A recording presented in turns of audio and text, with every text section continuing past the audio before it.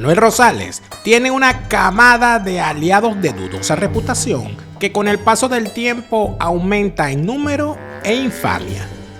Gustavo Petro, el presidente neogranadino de pasado guerrillero y financiamiento sospechoso, es el último personaje que se sumó a la caravana de impresentables tras una reunión la semana pasada.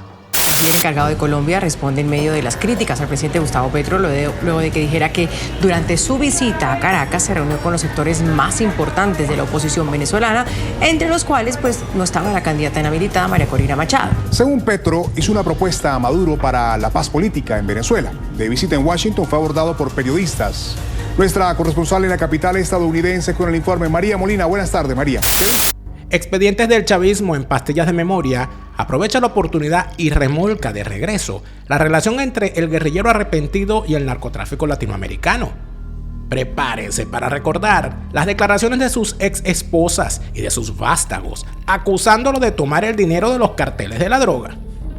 Nicolás Petro, hijo del presidente de Colombia, Gustavo Petro, admitió que el dinero de Samuel Santander López Sierra, conocido como el Hombre Malboro y extraditado por narcotráfico a Estados Unidos en 2003, entró a la campaña presidencial de su padre. El mayor de los 6 hijos del presidente Petro está imputado por adquirir, invertir, ocultar, encubrir y dar apariencia de legalidad a dineros obtenidos de forma irregular, además de incrementar en forma injustificada su patrimonio. Asimismo, pondremos en pantalla todas las veces que Gustavo Petro defendió la marihuanita y las contadas ocasiones cuando el Congreso de Colombia lo intentó poner bajo investigación por el origen de los fondos de la campaña presidencial. Expedientes del chavismo en pastillas de memoria presenta Gustavo Petro, amiguito de los narcos. Sí, pero comenzaría con el cannabis. Tenemos una oportunidad enorme de exportación industrializada de cannabis que hay que aprovechar en Colombia. El cannabis incluso puede ser una economía de sustitución de la economía de hoja de coca. En lo que Maduro ha llamado purga anticorrupción figura Tarek El Aissami, quien dimitió como ministro. Pero el señor Diosdado Cabello es un bandido, es una rata. Es un hombre que es el jefe del cartel de los soles. El empresario colombo-venezolano Alex Saab colaboró con la DEA, la agencia antidrogas de los Estados Unidos, durante un año. Así lo reveló por lo menos la fiscalía. Todos ladrones, que los sacó el comandante por ladrones y se robaron todos los reales que pudieron de Venezolana Televisión. De una cochinera, donde habían 9 cochinos bien papeados. María Gabriela Chávez, hija del fallecido presidente de Venezuela, Hugo Chávez, sería la persona más adinerada de su país. Tendría una fortuna de más de 4 millones. Ni seré jamás títere ni muñeco de nadie, solo de Silvia. Muñeco es Silvia, el muñequito es Silvia. Sabemos que la revolución bolivariana, la llegada del comandante Hugo Chávez, fue nuestra venganza personal. Todo lo que significa la existencia de un tumor abscesado con presencia de células cancerígenas.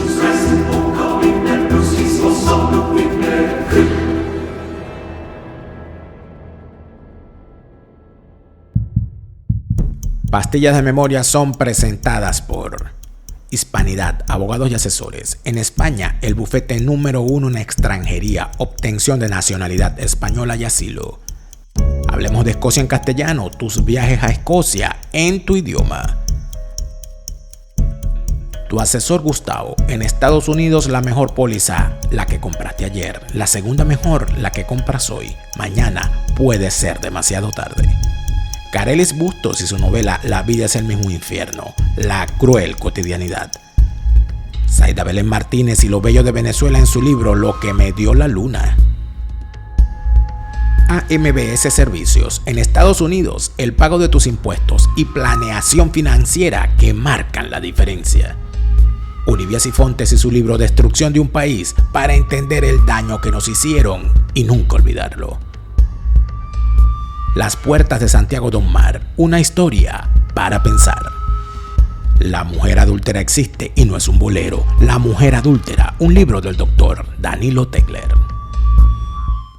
Gustavo Petro ha sido objeto de intenso escrutinio y crítica política, pero no por sus nefastas declaraciones, que hacen falta manos para contarlas, sino por sus vínculos pasados y presentes con el crimen organizado en la República de Colombia.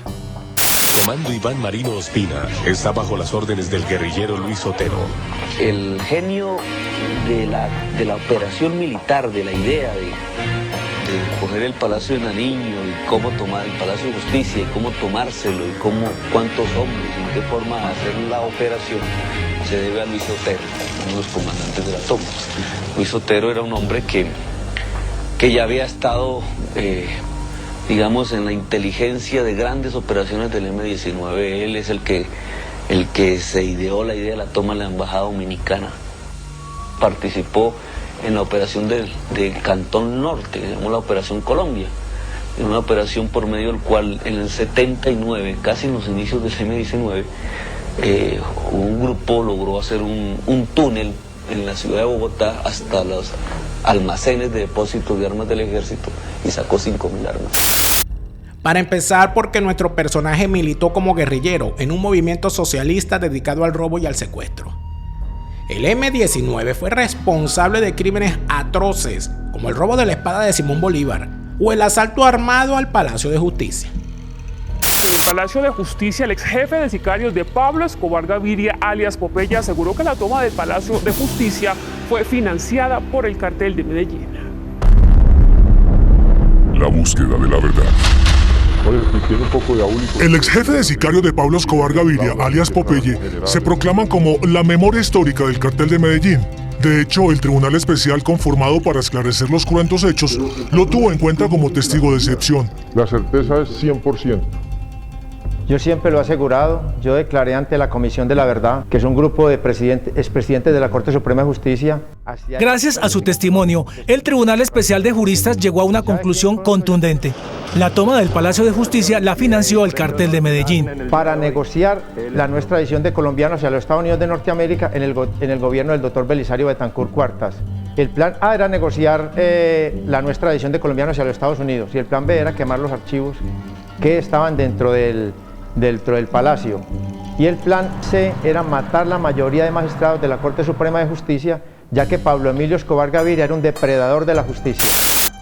Carlos Castaño y John Jairo, alias Popeye, figuras del narcotráfico, declararon en su momento que Pablo Escobar financió la acción contra el Palacio de Justicia para acabar con los archivos que la justicia mantenía en su contra. Por la toma del Palacio de Justicia, Pablo Emilio Escobar Gaviria, cuando regresa de Nicaragua, entrega $2 millones para la toma y unas armas en Medellín. Le entrega este dinero a Iván Marino Ospina. Iván Marino Ospina muere antes de la toma, pero ya el M-19 tenía el dinero. En esa época, alias Popeye era considerado uno de los hombres de confianza del capo antioqueño. Por eso, habla con propiedad de la relación de amistad que existió entre el distinto capo del narcotráfico y los jefes del M-19. El 11 de noviembre, cuando se funda el MAS, muerte a secuestradores, cuando secuestran la hermana de Jorge Luis Ochoa Vázquez, Marta Nieves Ochoa, el M-19 era muy amigo de Manuel Antonio Noriega, el dictador de Panamá. Y allí se entrega un dinero, el M-19 pedía $5 millones por Marta Nieves, se acuerda entregar $100.000 y allí se crea una gran amistad con Pablo Escobar y los líderes del M-19 de la época, sobre todo con Iván Marino Ospina, que era el guerrero del M-19. Iván Marino Ospina llega de Cali y se hospeda aquí en Medellín, está en la hacienda Nápoles, se mueven las caretas de Pablo Escobar. Se da una gran amistad y Pablo Escobar empieza a financiar las operaciones del M-19. Pero sobre todo la toma al Palacio de Justicia. Gustavo Petro ya tiene su primer strike por pertenecer a una organización aliada con Pablo Escobar. Aquí hay que cuestionar su afinidad ideológica con aplicar la violencia contra instituciones democráticas para lograr objetivos políticos. El testimonio, la prueba que permitió saber pormenores del plan. Recuerdo que en esa época se recogió unas armas que yo andaba con Pinina y había un fusil que apenas embocea por la presión. Pero ya que ellos iban a meter al Palacio de Justicia y Pablo Escobar no podía convencerlos de que metieran al Senado, a la Cámara de Representantes, le servía también que en caso pues, de que el presidente negociara, tumbar la extradición de colombianos hacia los Estados Unidos de Norteamérica. Después tenemos su postura contra los narcóticos, que van desde despenalizar la posesión hasta legalizar el consumo. Podría pensarse que se debe a una convicción personal sobre la justicia, pero sus familiares directos apuntan a lo contrario. Una noticia urgente está en desarrollo. Son las 3 de la tarde y 16 minutos. Interrumpimos temporalmente el blog deportivo. Aquí en Blue Radio hay noticia de última hora que tiene que ver con la audiencia que se adelanta a esta hora en un juzgado de Bogotá, el juzgado 72, que está vinculando directamente a Nicolás Petro, hijo del presidente de la República, que hoy estaba a la espera de que se definiera su situación sobre si se le daba o no medida de aseguramiento, y acaba de encenderse una gigantesca polémica porque se acaba de conocer la magnitud de la colaboración ante la justicia del hijo del presidente Nicolás Petro Burgos. Mucha atención. Nicolás Petro, vástago del mandatario, reveló tras ser detenido que su padre habría recibido dinero de narcos durante la campaña presidencial. Esto a cambio de que las autoridades redujeran su condena por lavado de dinero.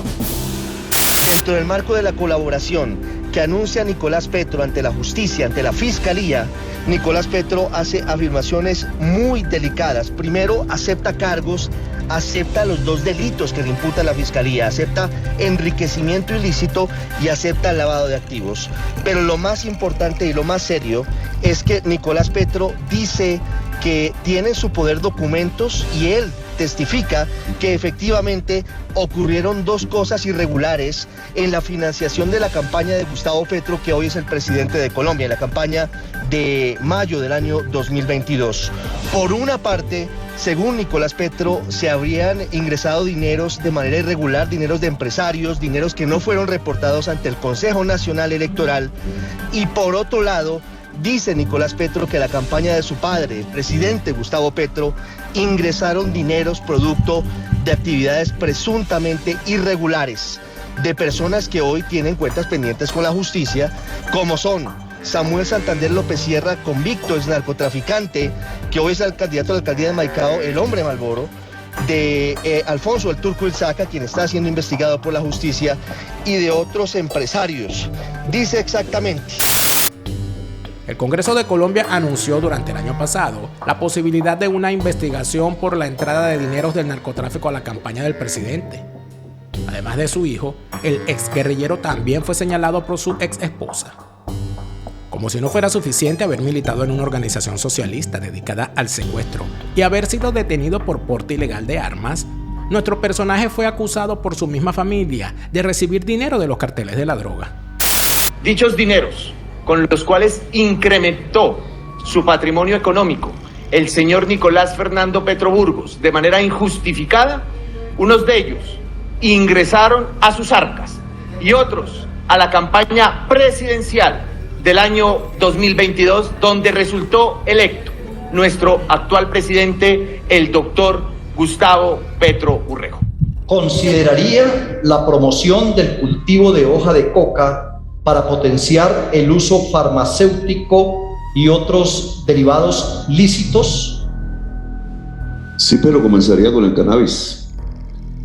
Tenemos una oportunidad enorme de exportación industrializada de cannabis que hay que aprovechar en Colombia. El cannabis incluso puede ser una economía de sustitución de la economía de hoja de coca. Para sorpresa de nadie, el presidente socialista con semejante currículum es el mismo que propone legalizar los narcóticos en detrimento de la salud pública y la seguridad ciudadana. El mismo que dijo que el petróleo es peor que la cocaína. Pastillas de Memoria fue presentada por Hispanidad, abogados y asesores. En España, el bufete número 1 en extranjería, obtención de nacionalidad española y asilo. Hablemos de Escocia en castellano, tus viajes a Escocia en tu idioma. Tu asesor Gustavo, en Estados Unidos la mejor póliza, la que compraste ayer. La segunda mejor, la que compras hoy. Mañana puede ser demasiado tarde. Carelis Bustos y su novela La vida es el mismo infierno, la cruel cotidianidad.